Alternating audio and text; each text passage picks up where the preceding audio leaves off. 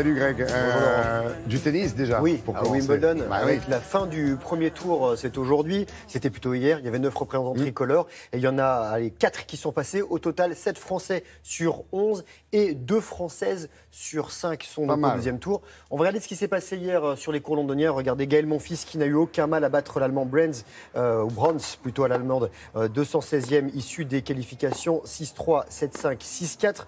Le Français 14e mondial, bien plus à l'aise sur la terre battue et sur le dur, a bien préparé ce rendez-vous londonien en atteignant les finales de Eastbourne. Et au prochain tour, il affrontera Kyle Edmond, 50e, qui incarne la relève britannique et que le public ne manquera pas de soutenir. Gilles Simon, lui, quart de finaliste en 2015, ici passe au deuxième tour après avoir battu l'espoir chilien Nicolas Jarry, 7-6, 6-3, 6-3. Le Niçois, 36e mondial, rencontrera l'Autrichien Tim, donc ce sera un petit peu plus compliqué. Tim qui est 8e du classement et on va noter la victoire sur abandon de Manarino. Premier tour et disparition de Richard Gasquet qui quitte le tournoi londonien dès le premier tour, donc pour la première fois depuis 2006, battu par l'Espagnol Ferrer en 4-7.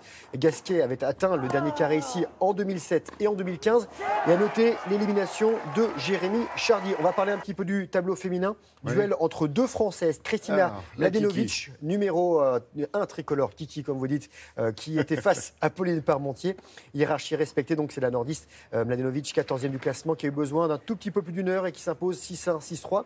Et Océane Dodin, autre Française sur les courrières, elle n'a pas franchi le premier tour. Bon, il n'y a pas qu'à Wimbledon qu'on joue au tennis. Non, mais on va quand même rester à Wimbledon parce que oui, je voulais vous présenter ceux que vous connaissez bien, Djokovic et Federer. Eux, ils sont restés très peu de temps sur le court. Vous allez comprendre pourquoi. Regardez ce qui s'est passé hier pour ces deux garçons. 40 petites minutes sur le court pour Novak Djokovic, le Serbe 4e mondial qui est en haut de votre écran, lauréat 2011, 2014, 2015. Il n'a pas lutté contre le Slovaque Klizen qui a jeté l'éponge après avoir été mené 6-3, 2-0, touché au mollet ce garçon. Encore en haut de votre écran, c'est Roger Federer, regardez, qui n'est pas resté longtemps lui non plus. Le Suisse 5e du classement et qui vise un 8e sacrifié, a profité de l'abandon de l'Ukrainien Dolgopolov en début de deuxième set. Dolgopolov blessé à la cheville. Et Djokovic et Federer, ils avaient décidé de jouer pour récompenser le public qui était resté quand même sur le court et qui était un tout petit peu déçu. Et ils ne l'ont pas fait. On remonte le filet du volley. Début difficile pour la France en finale 6 de Ligue mondiale. Les Bleus à gauche ont été, les Bleus sont... c'est pas pareil. Wimbledon, autant, il faut mieux le dire parce qu'ils sont tous en blanc. Voilà, exactement. Et les écrans sont pas toujours très bons. Et les Français, ils ont gagné 5-7-3 et ils joueront contre les Serbes leur prochain match. Les Serbes qui ont gagné ce tournoi l'an dernier.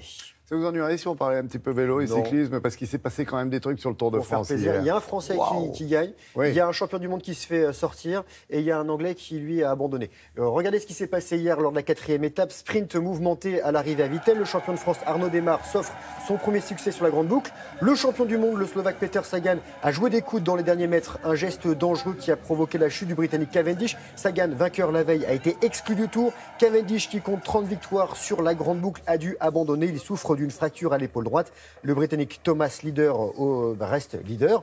Et aujourd'hui, 160 km arrivé à planche de Belleville en Haute-Saône. On va changer de bicyclette pour terminer. On sort des routes goudronnées. VTT, 4e étape de Coupe du Monde de descente à Val-Nord. C'est en Andorre, victoire de la Française Myriam Nicole, la Montpelliéraine championne de France 2016. C'était déjà offert une 2e et une 3e place cette saison.